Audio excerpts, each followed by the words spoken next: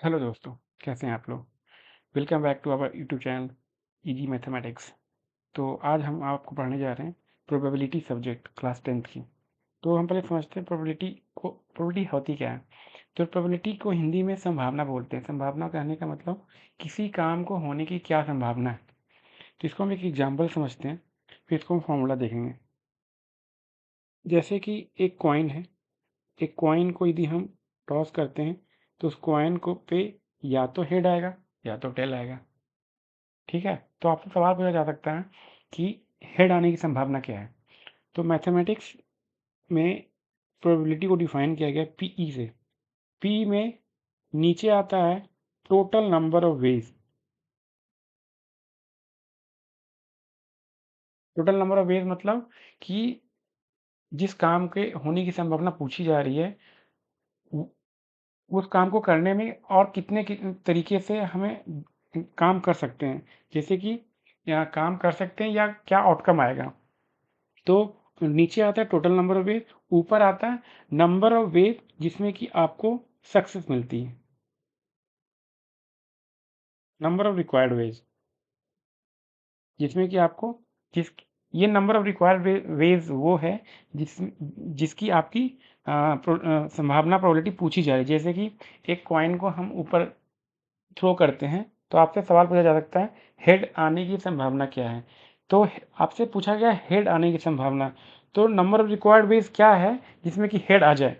तो यदि हम कॉइन को ऊपर उछालते हैं तो हेड आने का जो वेज है वो सिर्फ एक ही वेज है जब हेड ही दिखे। तो हेड आने की यदि प्रोबेबिलिटी पूछा जाए तो हेड तो एक ही तरीके से आएगा, तो एक ऊपर आएगा। बट जब हम कॉइन को उछालते हैं तो कितने टोटल नंबर ऑफ वेज आ सकते, टोटल नंबर ऑफ तरीके से आउटपुट आ सकता है। तो आप देखोगे कि हेड यदि आप कॉइन को उछालोगे तो उसमें हेड भी आ सकता है, टेल भी आ सकता है। तो टोटल नंबर ऑफ वेज क्या होगा? 2। तो हेड आने की प्रोबेबिलिटी क्या होगी? 1:2। तो ये आपका फॉर्मूला है, बस एक ही फॉर्मूला है जिससे आप प्रोबेबिलिटी के सारे सवाल लगा सकते हैं। ठीक है, इसको एक और एग्जाम्पल समझते हैं। ये था आपका कॉइन का एग्जाम्पल। दूसरा है लूडो खेलते हैं, उसमें एक डाई होता है। डाई में क्या होता है कि टोटल 6 फेस होते हैं। हर फेस पे कुछ न 1 से लेके 6 तक आपके नंबर या डॉट बने होते हैं। तो आप देखोगे कि 1 2 3 4 5 6 तक होते हैं। इसमें आपसे पूछा जाए एक डाई को उछाला गया तो आपको 1 आने की संभावना क्या है। तो इस फॉर्मूला के अनुसार यदि हम 1 आने की संभावना को निकाला जाए तो नंबर ऑफ रिक्वायर्ड वेज जिसमें कि 1 आ जाए तो वो सिर्फ एक ही है जब आपका एक दिखे। But total number of veg क्या होगा? जब हम डाई को उछालेंगे तो टोटल नंबर ऑफ वेज क्या हो सकता है। जैसे कि जब आप उछालते हो तो 1 से लेके 6 तक कुछ भी आ सकता है। तो टोटल नंबर ऑफ वेज 6 हो गया। तो 1 आने की संभावना 1:6 है। ठीक है, अब एक छोटा सा फॉर्मूला और है। फॉर्मूला नहीं कहेंगे, इसको कहेंगे कॉन्सेप्ट।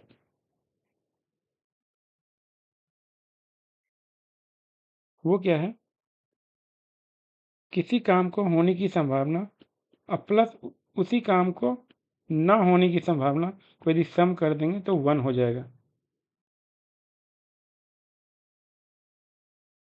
जैसे कि इसी सवाल में पूछा जाए कि हेड आने की संभावना 1:2 था, तो हेड ना आने की संभावना क्या होगी? 1 - 1 यदि इसी सवाल में पूछा जाए कि डाई में 1 आने की संभावना 1:6 है, तो डाई उछालने पे 1 ना आने की संभावना क्या होगी? तो 1 ना आने की संभावना 1 - 1:6 यानी 5/6 होगा। और यदि 5/6 और 1:6 को जोड़ दिया जाए तो 1 आएगा। तो ये एक फार्मूला है। इस फार्मूला को कहाँ इस्तेमाल करते हैं सवाल में हम देखते हैं। तो दो है, एक पहला फार्मूला ये P = number of required ways divide by total number of ways. दूसरा PE + PE' = 1। PE बताता है संभावना काम होने की, PE' बताता है काम को ना होने की संभावना। ठीक है, तो हम एक सवाल देखते हैं।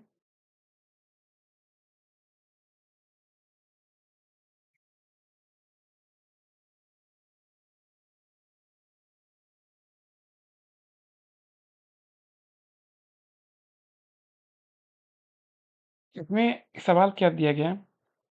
2 players, Sangeeta and Reshma, play a tennis match. It is known that the probability of Sangeeta winning the match is 0.62, यानी कि संगीता को जीतने की संभावना 0.62 है। तो इस फॉर्मूला से यदि संगीता को जीतने की संभावना यदि 0.62 है, तो उसकी हारने की संभावना क्या होगी?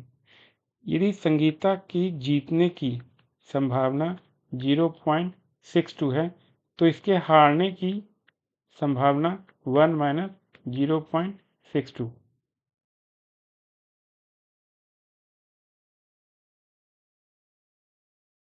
ठीक है, 0.38। तो हारने की संभावना कितनी होगी? ये। अब आते हैं सवाल पे।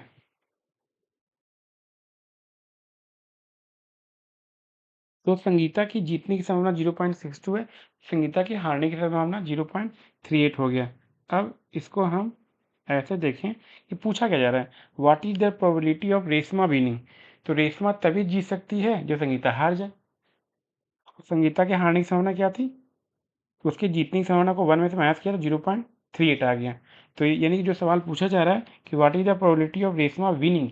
रेशमा तभी जीत सकती है जब संगीता हार जाए, और हारने की संभावना 0.38 है। तो इसका मतलब कि संगीता के हारने की संभावना जो है वो रेशमा को जीतने की संभावना के बराबर है।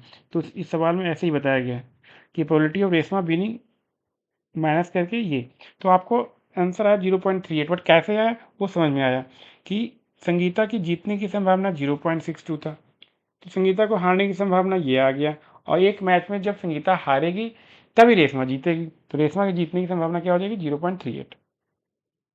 तो कभी कभी ये बहुत इंपॉर्टेंट फॉर्मूला होता है जो मैं आपको बताया था, पीई मतलब होने की संभावना और उस प्रोबेबिलिटी को ना होने की संभावना को सम कर दिया जाए तो 1 के बराबर होता है।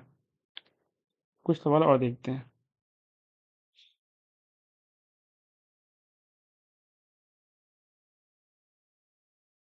जैसे इसमें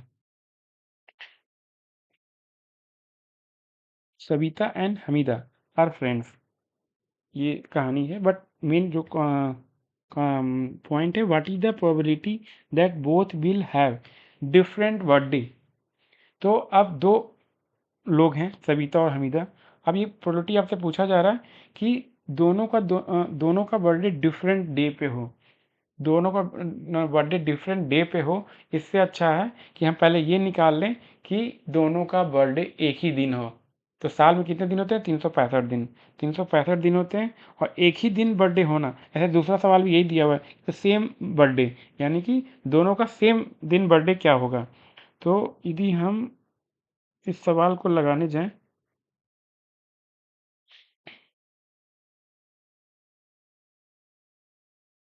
यदि हम प्रोबेबिलिटी निकालते हैं कि दोनों लोगों का सेम दिन बर्थडे हो, तो साल में एक ही दिन है, कोई एक दिन होगा जिस दिन कि सेम कोई किसी सेम दिन बर्थडे होने का मतलब एक दिन है जिस दिन दोनों का बर्थडे है। तो तरीका कितना होगा? कोई एक दिन है, बट टोटल दिन कितने हैं आपके पास? 365। तो सेम डे बर्थडे होने का प्रोबेबिलिटी आपका 1/365 होगा। बट डिफरेंट होने का क्या होगा? तो सेम डे होने का प्रोबेबिलिटी निकल गया है, तो उसको 1 में से माइनस करेंगे तो डिफरेंट दिन होने का प्रोबेबिलिटी निकल जाएगा। तो डिफरेंट डे होने का प्रोबेबिलिटी जो आपका आएगा P E dash equal to 1 minus 1:365। तो ये आपका हो गया सेम डे बर्थडे होने का प्रोबेबिलिटी, ये हो गया डिफरेंट डे बर्थडे होने का प्रोबेबिलिटी।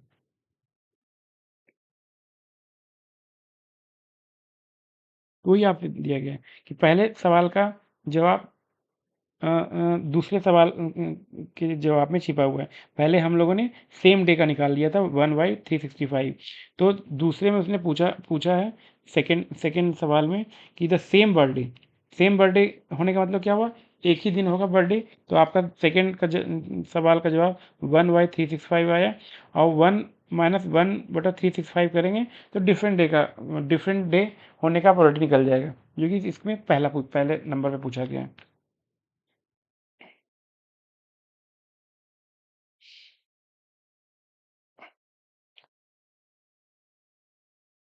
आज हम लोगों ने 2 से 3 सवाल देखे, जो कि फोकस था आपका सिर्फ एक फार्मूला, 2 फार्मूला पे। एक तो प्रोबेबिलिटी का formula P equal to number of required ways, जो कि दूसरे स्लाइड में लिखा हुआ है, नंबर ऑफ रिक्वायर्ड वेज बटा टोटल नंबर ऑफ वेज। और दूसरा फार्मूला था कि P E plus P E dash equal to 1। तो आज के लिए इतना ही, बाकी हम नेक्स्ट वीडियो में कुछ और सवाल लगाएंगे। Thank you.